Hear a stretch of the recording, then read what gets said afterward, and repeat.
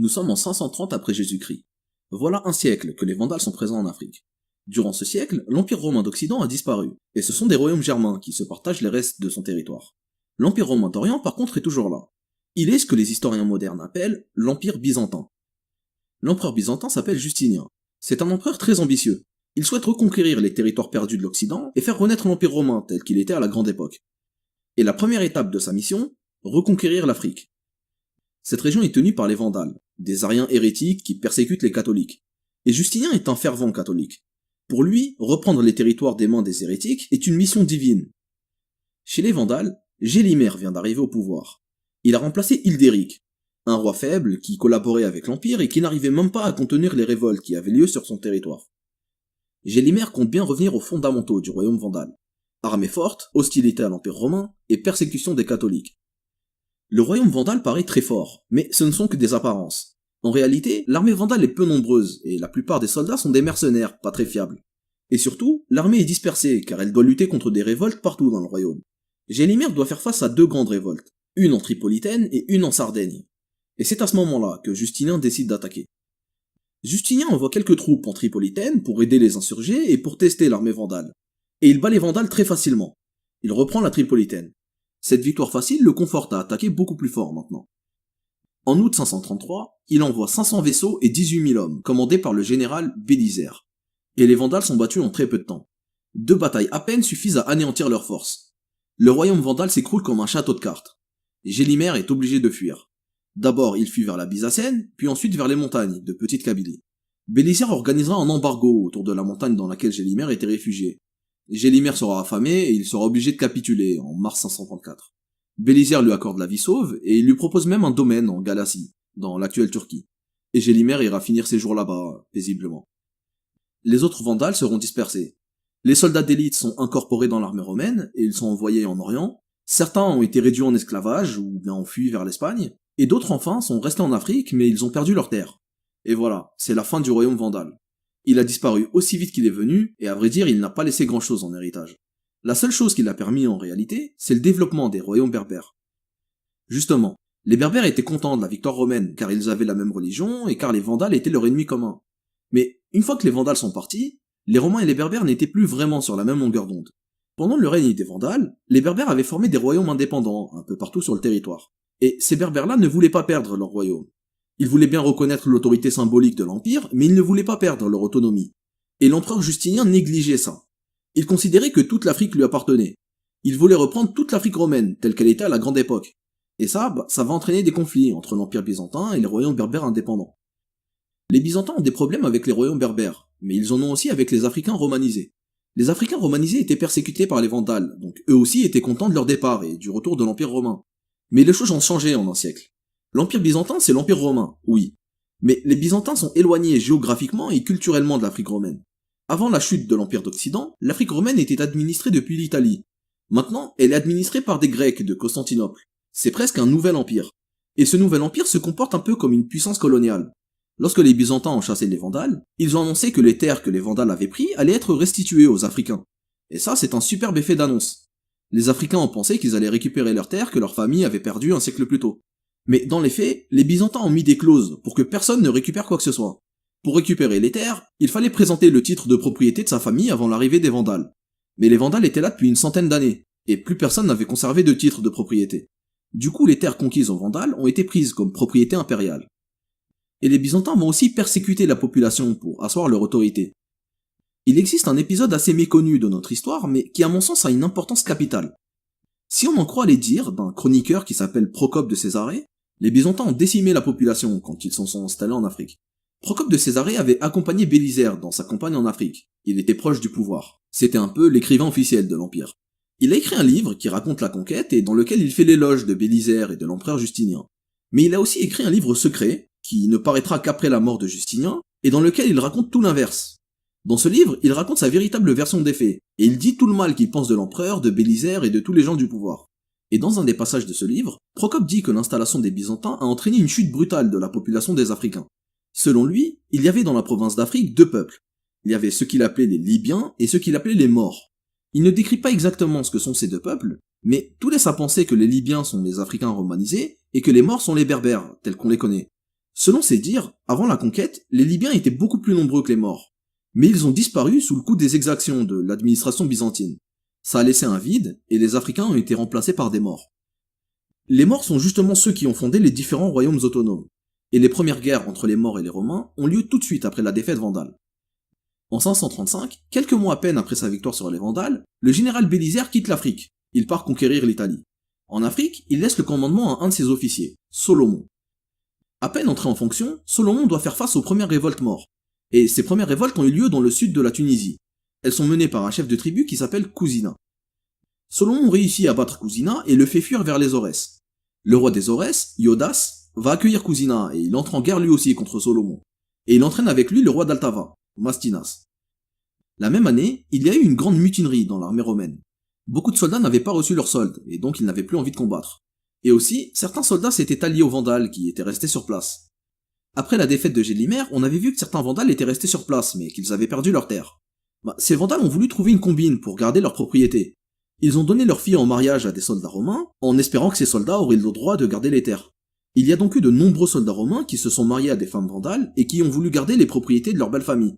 Bien sûr, pour l'Empire c'était hors de question. Les terres appartenaient à l'Empire, pas aux soldats. Et donc les soldats qui n'avaient ni reçu leur solde, ni reçu de titre de propriété, se sont révoltés. En 536, ils étaient sur le point d'assiéger Carthage. Et la capitale est sauvée par Bélisaire, qui était revenu à la rescousse depuis l'Italie. Il était revenu spécialement pour ça. Et les rebelles ont été éloignés de Carthage. Ils ont fui vers les Aurès, puis vers la Mauritanie. Probablement vers le royaume d'Altava. En 539, le roi du Hodna, Ortaïas, va lui aussi entrer en guerre contre l'Empire. Il s'allie à Iodas et attaque l'armée romaine. Mais les deux hommes sont quand même battus par Solomon, et ils doivent fuir vers le royaume d'Altava. À cette période, il commença à y avoir une grande épidémie de peste dans toute la Méditerranée. C'est ce qu'on appelle la peste de Justinien.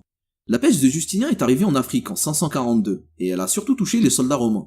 Entre 542 et 543, l'armée byzantine va être décimée par la maladie. La situation devient difficile pour les Byzantins.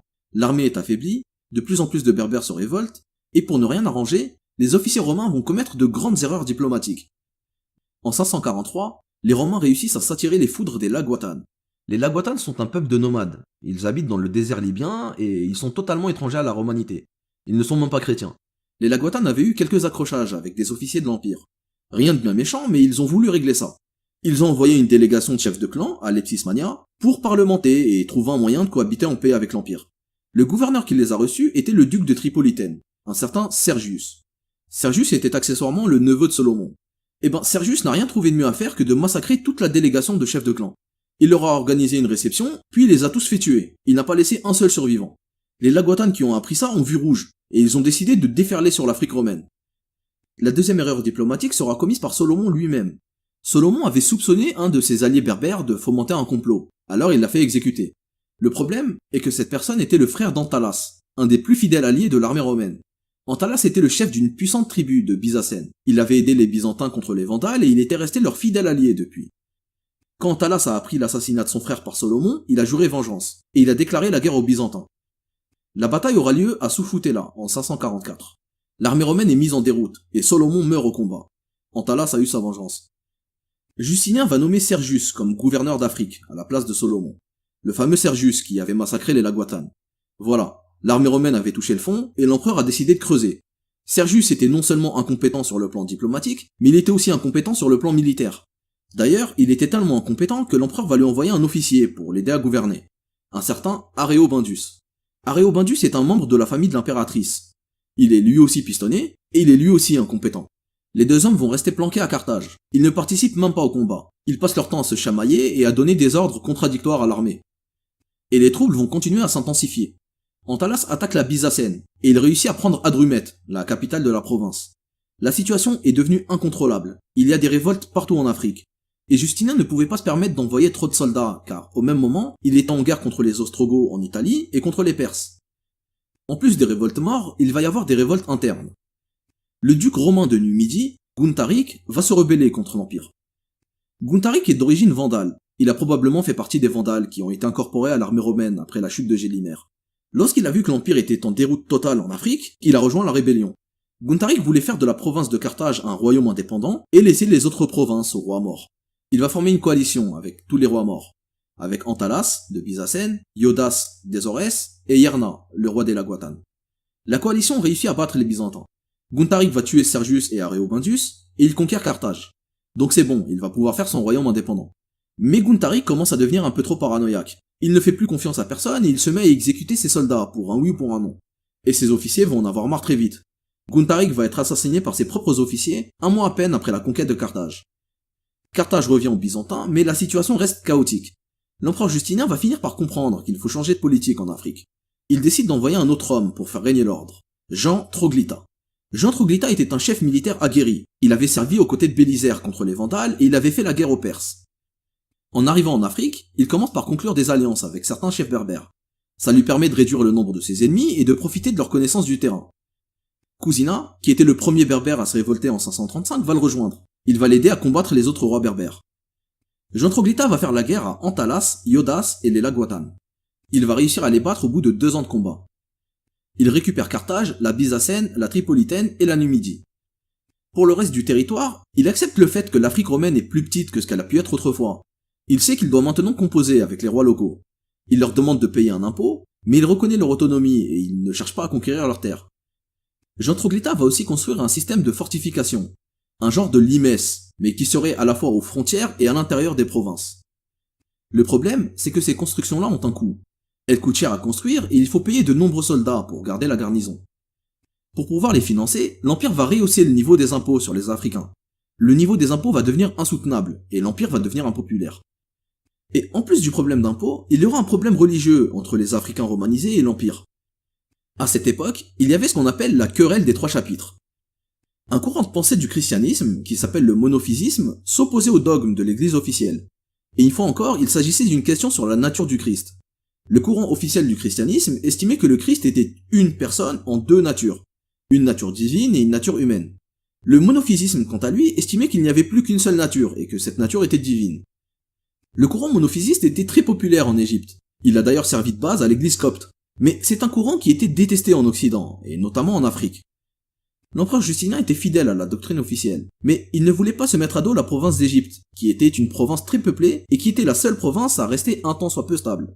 Et en plus, sa femme, l'impératrice Théodora, était monophysite, et Théodora avait beaucoup d'influence sur lui. Justinien n'a donc pas voulu vraiment prendre parti, il a plutôt voulu réconcilier les 2 courants. Et pour pouvoir les réconcilier, il s'est dit que le mieux à faire serait de taper sur un autre courant. Un courant qui était détesté à la fois par les monophysites et par l'église officielle. Ce courant s'appelle le nestorianisme. Justinien a publié un texte qui condamnait les écrits de 3 prêtres, les fameux 3 chapitres. Justinien a accusé ces prêtres de faire du nestorianisme. Le problème, c'est que les 3 prêtres en question n'étaient pas nestorianistes du tout. Ils avaient même beaucoup de soutien parmi l'église officielle. Les prêtres de l'église officielle qui ont lu ce texte ont été outrés. Et le plus remonté d'entre eux était l'évêque d'Afrique, un certain Facundus. Facundus a carrément décidé de faire sécession et de rejeter le pape quand il a appris ça. Pour rétablir la situation, Justinien a fait exclure tous les prêtres de l'église africaine. Il les a remplacés par des nouveaux prêtres, venus directement de Constantinople. Des prêtres qui seraient fidèles à sa parole et qui ne le contrediraient pas. Des béni-oui-oui, quoi. Et ça a fait perdre toute sa légitimité à l'église africaine. Le peuple d'Afrique ne voulait plus vraiment la suivre. Cette histoire peut nous paraître anecdotique, mais en réalité elle est très importante. Il faut remettre les choses dans le contexte de l'époque. Le peuple était très sensible à la religion, et surtout le peuple d'Afrique. Lui couper les liens avec son clergé local et lui ramener un nouveau clergé à la solde de l'empereur, c'est créer un fossé entre lui et l'empire. Les Africains se retrouvent entre 2 feux. Entre d'un côté un empire lointain qui les fait crouler sous les impôts et qui leur impose un nouveau clergé, et de l'autre côté, un monde berbère qui prend de plus en plus de pouvoir et qui devient inquiétant. À l'époque du vrai Empire romain, l'Afrique était une province très importante. Elle fournissait du blé à Rome, de l'huile, et de nombreux Africains étaient des personnages de premier plan dans l'Empire. Là, avec les Byzantins, l'Afrique est juste devenue une province lointaine, un peu négligée. À tel point que les chroniqueurs de l'Empire n'ont pas pris la peine de bien décrire le destin de la province. Pendant près d'1 siècle, entre 550 et 640, on n'a quasiment aucune source écrite sur la situation de l'Afrique. On a donc un siècle complètement obscur. Pendant ce siècle obscur, les élites intellectuelles de l'Afrique migraient vers l'Espagne, et le monde romanisé s'éteignait à petit feu. Le monde berbère, quant à lui, était en plein essor. Il menaçait même l'armée romaine constamment. Une armée romaine qui avait déjà beaucoup de mal avec les Perses et avec les Lombards en Italie. Carthage a failli tomber à plusieurs reprises. En 569, il y a eu une guerre entre les Romains et un certain Garmule. Garmule était décrit comme le chef d'un puissant royaume. Beaucoup d'historiens pensent que Garmule était le roi d'Altava. Garmule va tenir tête aux Romains pendant près de 10 ans. Il leur inflige de sévères défaites et il lance même des raids sur Carthage. Il réussit à leur tuer 3 généraux, l'un après l'autre. Garmul ne prend pas Carthage, mais il a affaibli gravement l'armée byzantine. Il va être battu en 579. Mais la menace berbère reste, et la province reste instable. En 590, l'empereur Maurice va réformer l'administration en Afrique. Il crée ce qu'on appelle l'exarchat de Carthage. Jusque-là, la province était dirigée par des représentants de l'empereur, un représentant administratif et un représentant militaire. Et ces représentants étaient censés appliquer la politique de l'empereur, la politique directement venue de Constantinople. Cette politique était assez lointaine et pas forcément adaptée aux réalités locales. En créant l'exarchat de Carthage, on donne les pleins pouvoirs à ce qu'on appelle un exarque, ou ce qu'on appelle aussi un patrice. L'exarque est un véritable dirigeant. Il est en charge de la province politiquement et militairement. Sa politique sera plus libre, donc plus adaptée aux réalités locales. L'exarchat de Carthage sera divisé en plusieurs sous-entités. La province de Carthage, la Byzacène, la Numidie, la Maurétanie première, c'est-à-dire ce qui reste de la Maurétanie césarienne et de la Maurétanie sitifienne, et la Maurétanie seconde, c'est-à-dire la région de Tanger, le sud de l'Espagne et les Baléares, et aussi la Corse et la Sardaigne. La Tripolitaine par contre est donnée au diocèse d'Égypte. Elle reste dans l'Empire mais elle quitte l'Afrique. L'exarchat va connaître une relative période de paix. Pendant cette période, le christianisme va continuer à se diffuser et le monde berbère va continuer à prendre de l'ampleur par rapport au monde romanisé. Au début du 7e siècle, l'Empire a déjà perdu un grand nombre de ses territoires. Il a perdu des territoires contre les Visigoths en Espagne, contre les Lombards en Italie et contre les Perses en Proche-Orient. Mais le vrai danger pour l'Empire byzantin ne viendra ni d'Espagne, ni d'Italie et ni même de Perse. Il viendra d'un endroit auquel il n'aurait jamais pensé.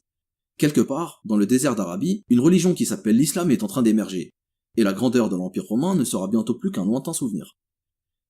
Voilà, c'est la fin de cet épisode, j'espère qu'il vous a plu. N'hésitez pas à commenter si vous avez des remarques ou des précisions à apporter, et quant à moi, je vous dis au revoir et je vous donne rendez-vous pour un prochain épisode dans lequel on parlera de la fin de l'Afrique romaine et de la conquête musulmane du Maghreb.